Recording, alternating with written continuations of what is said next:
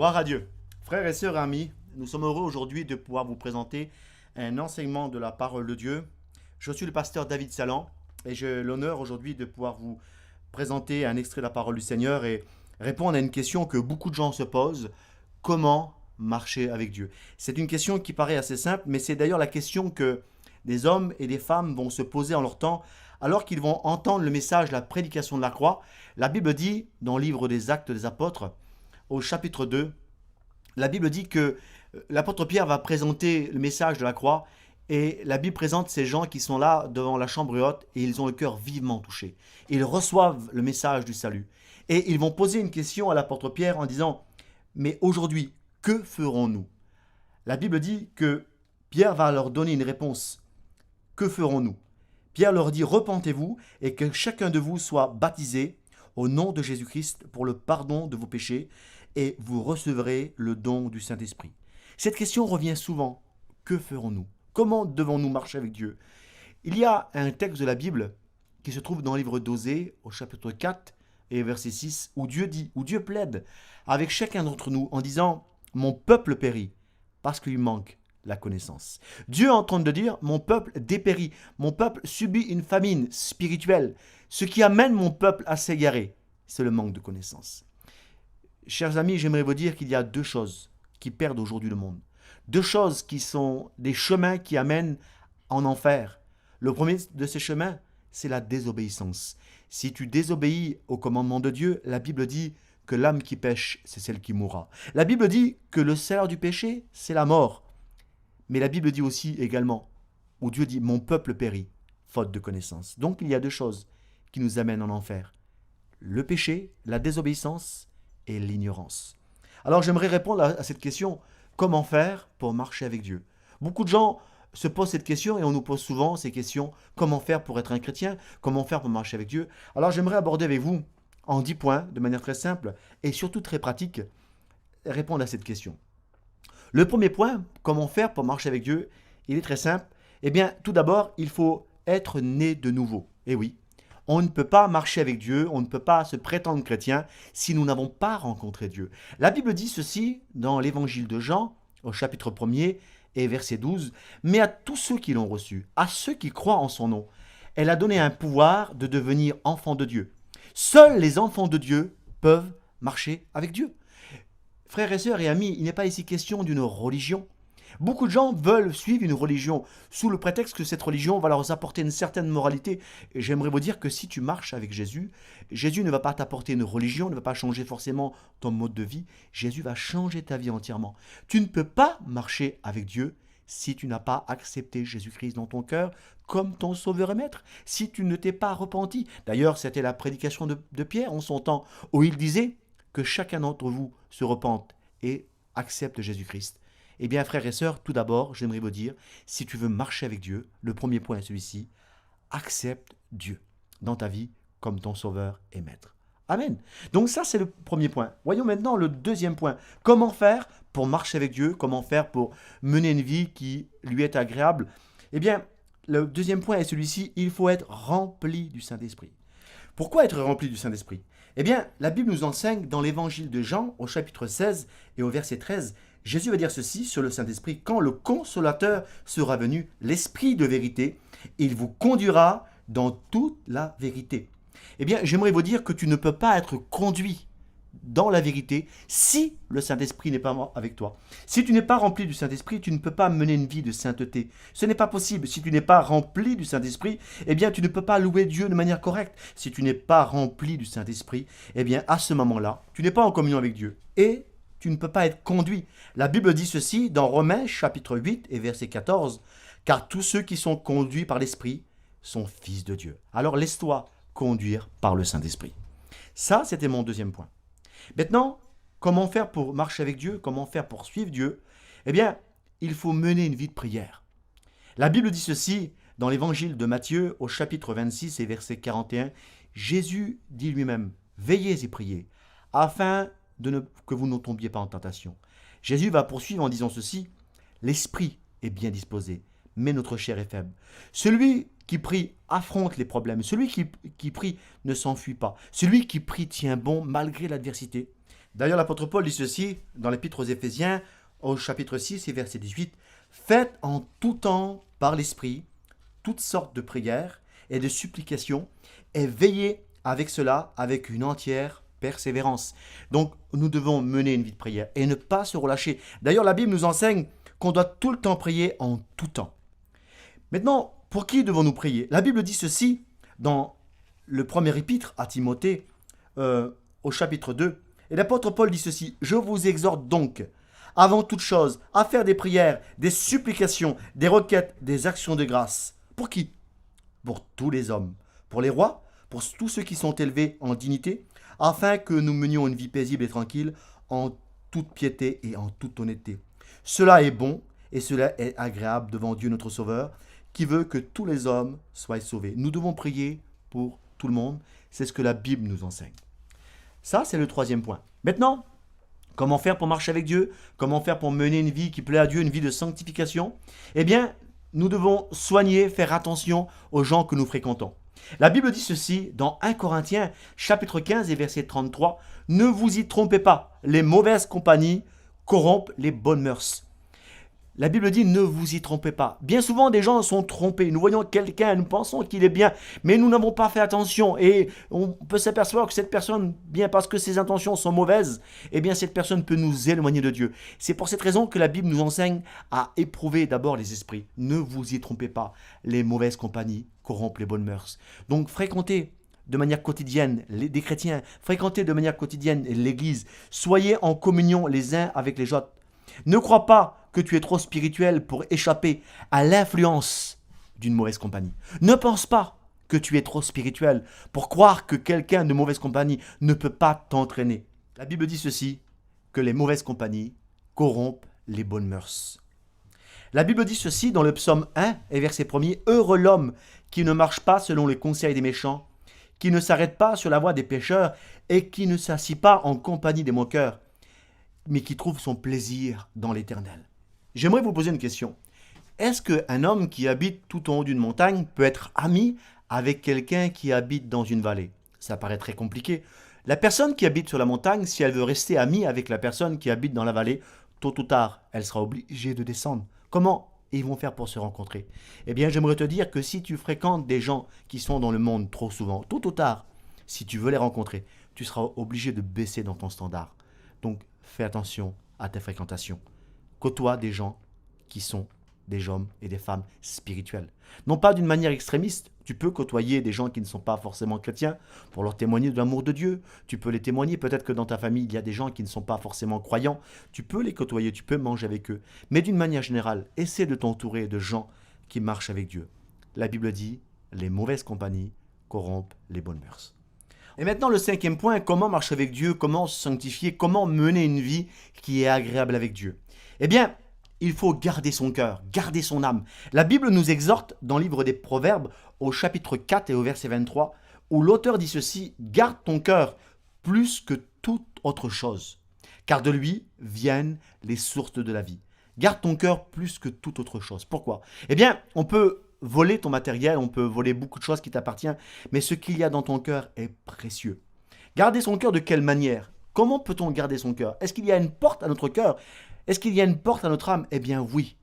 Ce que nous regardons, ce que nous entendons, nos émotions, nos sensations sont toutes des portes qui permettent à notre âme d'être atteinte.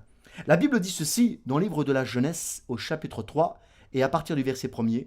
En parlant de la tentation d'Adam et Ève, la Bible nous rappelle « Le serpent était le plus rusé de tous les animaux des champs que l'Éternel Dieu avait fait. Et il dit à la femme, Dieu a-t-il réellement dit?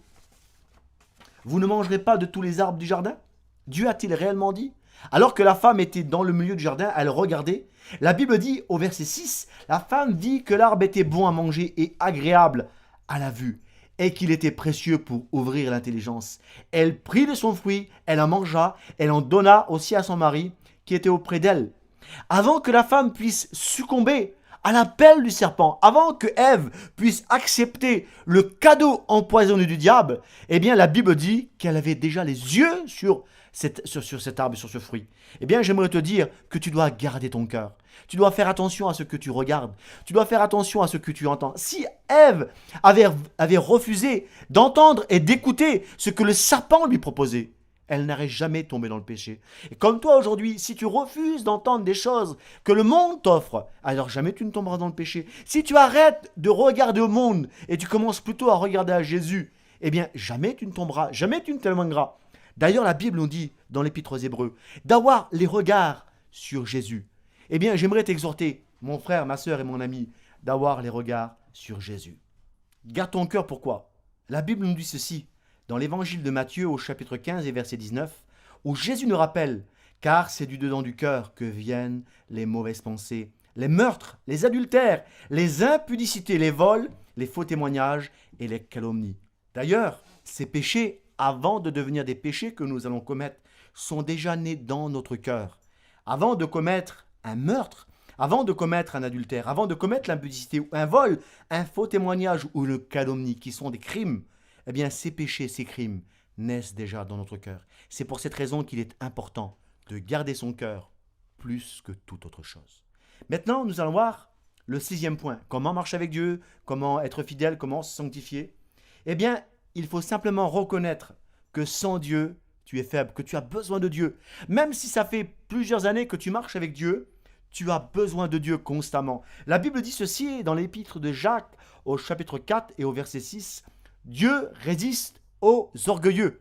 Cela veut dire que Dieu ne permettra jamais que la bénédiction t'atteigne si tu es un orgueilleux. C'est quoi un orgueilleux? Un orgueilleux, c'est quelqu'un qui ne veut pas reconnaître qu'il a besoin de Dieu, qu'il a besoin de quelqu'un d'autre. Un orgueilleux, c'est quelqu'un qui est au-dessus de sa personne, c'est quelqu'un qui veut s'élever au-dessus des autres et c'est surtout quelqu'un qui ne veut pas d'aide. Reconnais que tu as besoin de Dieu. Dieu résiste aux orgueilleux, mais la Bible dit, il fait grâce à ceux qui sont humbles. Arrête de croire que tu es plus grand que les autres. Dis toujours, Seigneur, c'est par ta grâce que je suis sauvé. D'ailleurs, la Bible nous l'affirme, c'est par grâce que vous êtes sauvés, par le moyen de la foi, et cela ne vient pas de vous. Mais au-delà de ton salut, c'est par grâce que tu vas marcher avec Dieu chaque jour.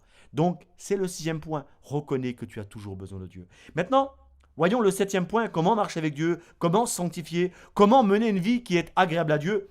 Eh bien, surtout ce qu'il ne faut pas faire, c'est tenter Dieu. Tenter Dieu, c'est quoi?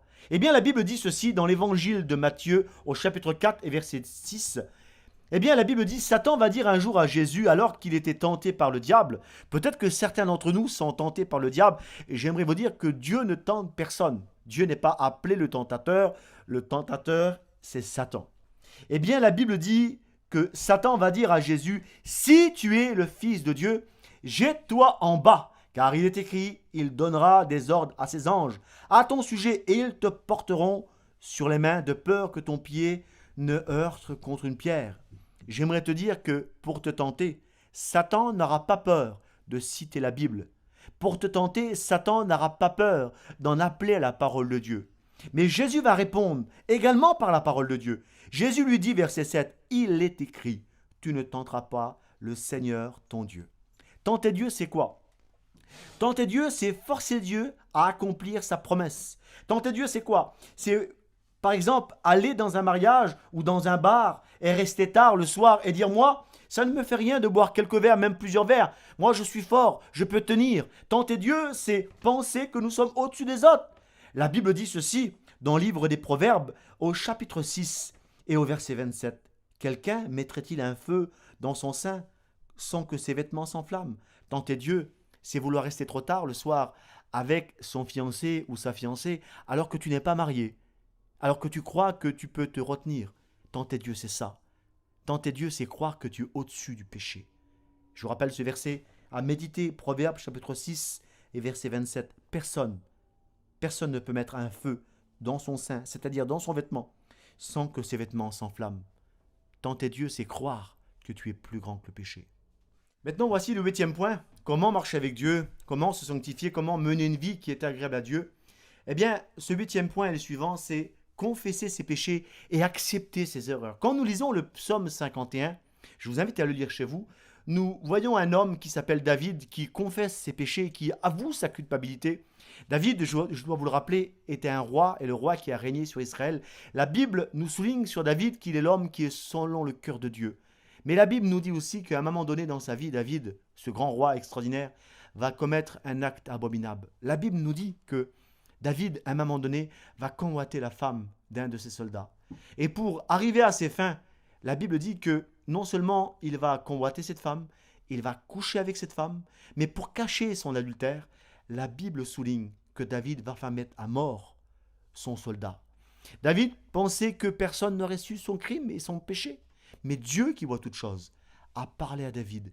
Et David s'est senti tellement coupable. Et c'est pour cette raison que David va écrire le psaume 51, qui est un psaume de repentance.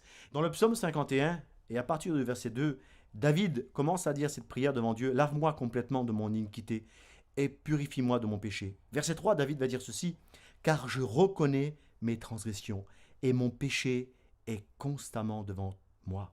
J'ai péché contre toi, va dire David, et j'ai fait ce qui est mal à tes yeux, en sorte que tu seras juste dans ta sentence et sans reproche dans ton jugement. David va souligner son péché, va se repentir. Et la Bible dit ceci dans le Nouveau Testament, dans le premier épître de Jean, au chapitre 1er, verset 9. Si nous confessons nos péchés, il est fidèle et juste pour nous les pardonner et pour nous purifier de toute iniquité. Nous devons confesser nos péchés, accepter nos erreurs, et nous allons marcher dans une vie de sainteté. Maintenant, le 9e point, comment marcher avec Dieu? Comment se sanctifier? Comment mener une vie qui est agréable à Dieu? Eh bien, il faut écouter la parole de Dieu. Écoutez la parole de Dieu.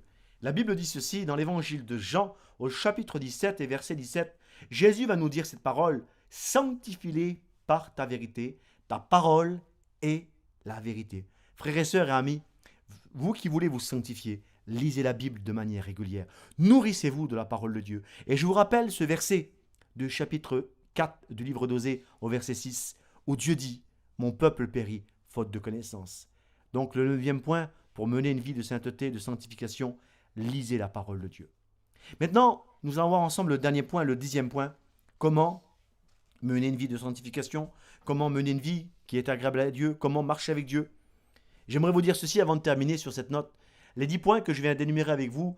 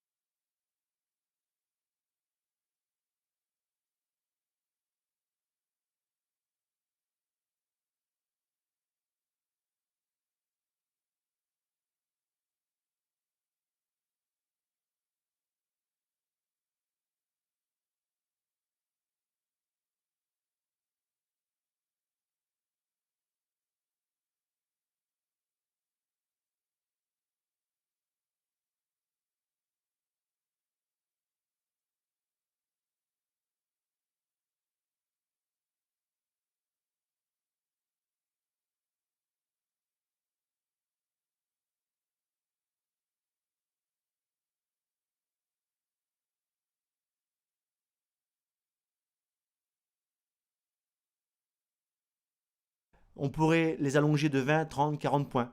Mais il m'a paru plus pertinent de voir avec vous seulement ces 10 points. Le 10e point, on aurait pu le mettre en premier, mais j'ai souhaité le mettre en dernier. C'est simplement aimer Dieu. Aimer Dieu. Qu'est-ce que cela veut dire? Quand on aime Dieu, on le met devant toute chose. On le met en avant de toute chose. La Bible dit ceci sur Joseph, alors qu'il est loin de sa famille, et que Joseph, dans la Bible, dans le livre de la Jeunesse, a toutes les raisons du monde de se souiller, de se corrompre et d'accepter ce qu'on lui propose. Une femme va venir lui proposer de coucher avec lui. Et la Bible dit que Joseph va dire cette parole. Comment ferais-je un aussi grand mal? Et comment est-ce que je pourrais pécher contre Dieu? Quand nous aimons Dieu, eh bien nous refusons simplement le péché. La Bible dit ceci dans l'Épître aux Romains au chapitre 8 et verset 35. Qui nous séparera de l'amour de Christ? Serait-ce la tribulation? Serait-ce l'angoisse, la persécution ou la faim, ou la nudité, ou le péril ou l'épée? Si quelqu'un aime Dieu, automatiquement, il va se sanctifier. Et j'aimerais vous dire ces choses, et j'aimerais vous donner ce conseil, frères et sœurs et amis, vous qui écoutez ce message aujourd'hui. Respectez ces 10 règles, et vous mènerez une vie de sainteté, de sanctification, qui sera agréable à Dieu. Et j'aimerais rappeler ce dernier verset de la parole de Dieu qui se trouve dans l'Épître aux Hébreux, au chapitre 12 et verset 14, où l'auteur dit ceci: recherchez la paix avec tous, et la sanctification, sans laquelle personne ne verra le Seigneur. J'aimerais maintenant vous inviter à prier. Seigneur Jésus, merci pour ta parole. Seigneur Jésus, je te prie, Seigneur, que tu puisses nous aider, m'aider à marcher, Seigneur, selon ta parole, à nous sanctifier, à mener une vie qui t'est agréable. Je prie que chaque personne qui entend cet enregistrement maintenant puisse, Seigneur, te recevoir dans son cœur et faire ses efforts de marcher avec toi, de te recevoir comme son Seigneur et Maître. Nous avons prié dans le nom de Jésus-Christ.